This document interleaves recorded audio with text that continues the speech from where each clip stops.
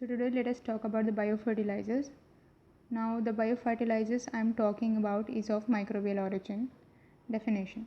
Biofertilizer can be defined as live microbial preparation when applied to the seed, root or soil colonizes the rhizosphere or the interior of the plant.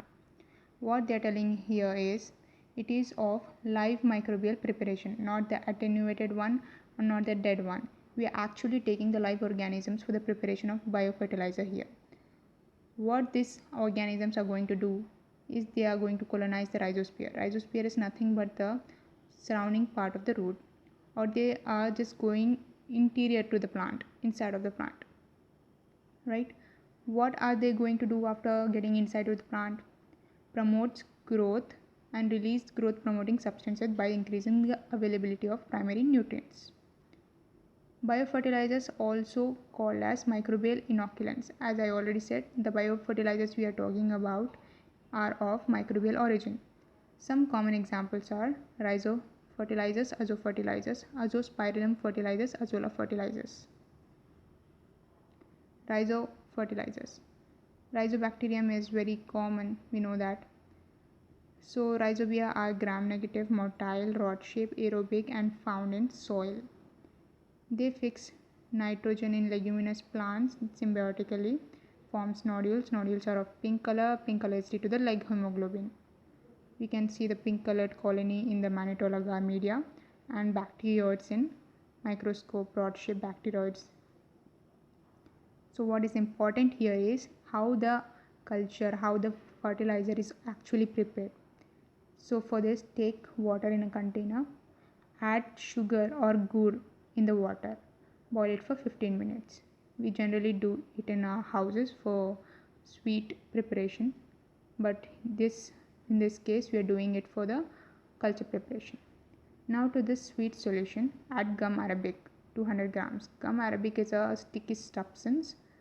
So after adding gum arabic, the solution of sweet sugar water and the gum arabic solution, mixed solution, is now cooled.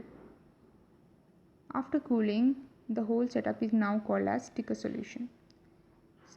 To this sticker solution, we can actually add our live organisms, that is rhizobial culture. After this, the whole setup now is again called as inoculum slurry. To this inoculum slurry, we can add our seeds, desired seed that we want to grow.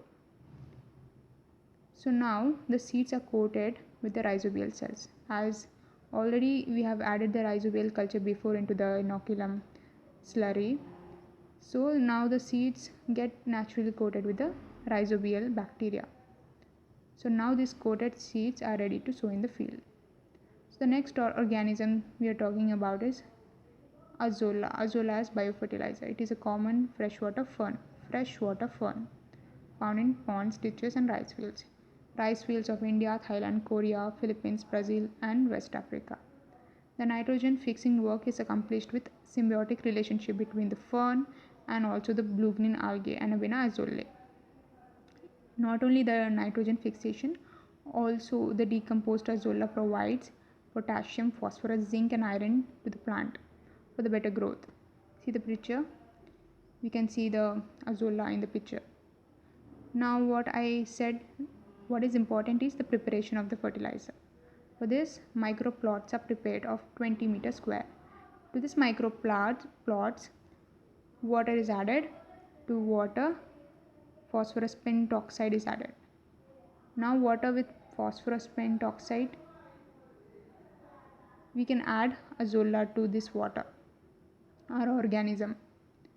Now water, pentoxide and azolla, this setup is incubated for some time, left for some time.